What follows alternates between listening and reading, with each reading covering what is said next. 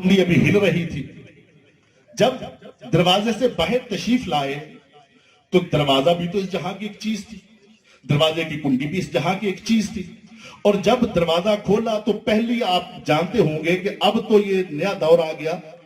پہل وہ لکڑی کے دروازے, ان کے اوپر وہ ہلنے والی کنڈی ہوتی تھی, ویسے ہلتی تھی, ایسے کر کے ہلتی تھی. جب وہ دروازہ کھولا گیا, کنڈی کھولی گئی تو کنڈی ظاہر ہے وہ ایسے کر کے ہل رہی تھی.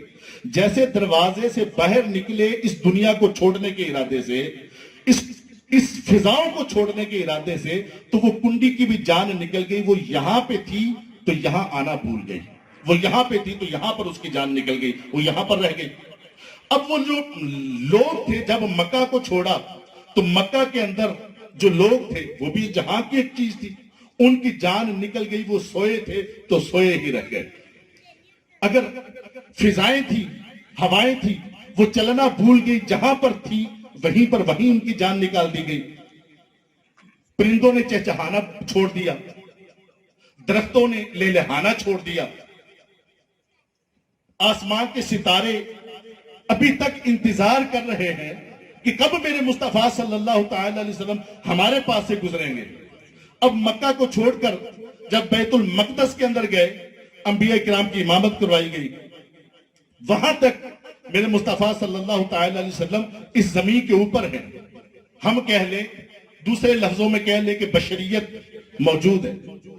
بشر کا کام ہے زمین کے اوپر رہنا, بشر کا کام ہے مٹی کے اوپر رہنا, بشر کا کام ہے زمین پر بیٹھنا, بشر کا کام ہے بشری تقاضوں کے مطابق زندگی بسر کرنا.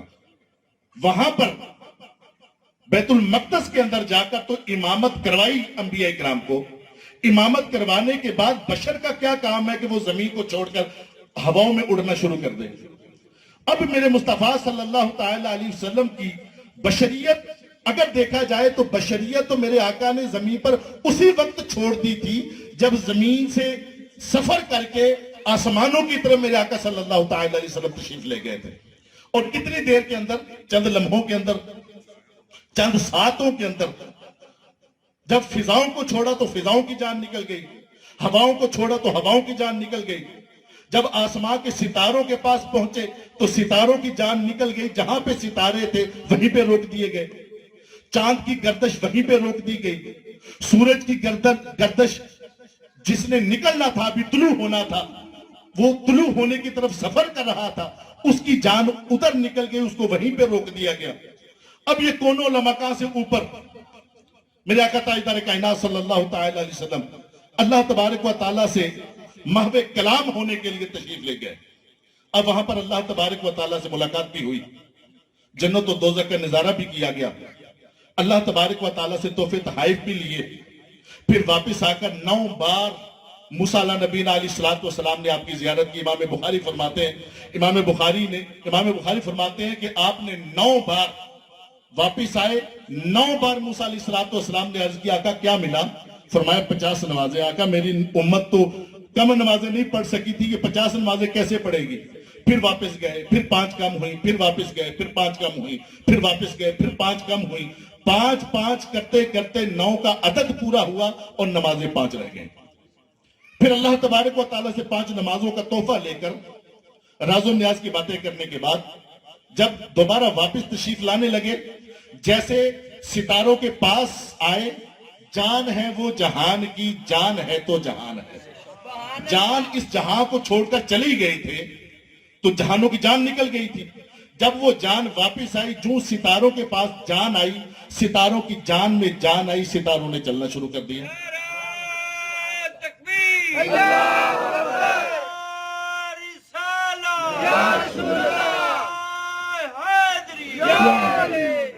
سورج کے پاس سے گزرے, چاند کے پاس سے گزرے, چاند کی جان میں جان آئی, چاند نے چلنا شروع کر دیا.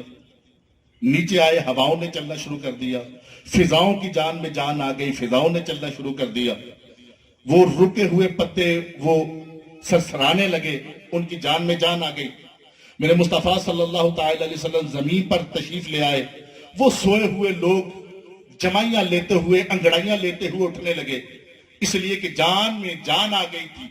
جان جو آ گئی تھی اس دنیا کے اندر, وہ جو کنڈی جس کی جان نکل گئی تھی, جب میرے آقا اس کے پاس آئے تو اس کی جان میں جان آ گئی، اس نے بھی ایسے کر کے ہلنا شروع کر دیا۔ پھر وہ جو بستر جس کی جان سے جان نکل گئی تھی وہ ابھی تک گرم تھا، اس نے ٹھنڈا ہونے کی طرف صبر کرنا شروع کر دیا۔ وہ جو پانی تھا جس کی جان سے جان نکل گئی تھی، جب جان آ گئی تو وہ پانی نے بھی بہنا شروع کر دیا۔ آج ہم اسی مصطفیٰ صلی اللہ تعالی علیہ وسلم کی محفل جمائے بیٹھے ہیں، اور اسی مصطفیٰ صلی اللہ تعالی علیہ وسلم کے بارے میں میرے اور آپ کے رب نے یہ کہا ہے، تمہارے لیے بہترین نمونہ مصطفیٰ صلی اللہ تعالی علیہ وسلم کی ذات کریمہ ہے۔ اللہ تبارک و تعالی ہمارے قبلہ شاہ صاحب سید ارشد علی قادری رضوی دامت برکاتہم العالیہ، ان کا سایہ ہمارے سروں پر قائم و دائم فرمائے، اور ان کے دم بقدم سے الحمدللہ، چونکہ یہ اللہ تبارک و تعالیٰ کے پہلے حبیب صلی اللہ تعالی علیہ وسلم کے نواسے ہیں، اور نواسے کی شان بھی میں ایک بات میں بیان کرتا چلا جاؤں۔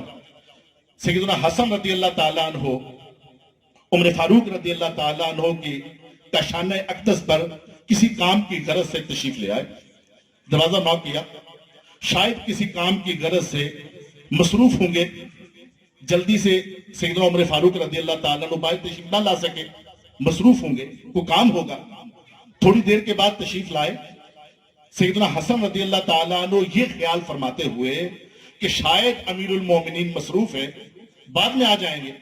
اب یہ سوچ کر دروازہ عمر کو چھوڑ کر واپس جا رہے تھے، جب عمر فاروق رضی اللہ تعالیٰ عنہ نے دیکھا شہزادے آئے تھے، شہزادے واپس جا رہے، بھاگتے ہوئے پہنچے، عرض کرنے لگے کہ حضور دروازہ ناک کرنا اوروں کے لیے ہے، آپ کے لیے دروازہ کھٹکھٹانے کی ضرورت نہیں، جب بھی آئیں تشریف لائیں، دروازہ کھول کے تشریف لے آئیں۔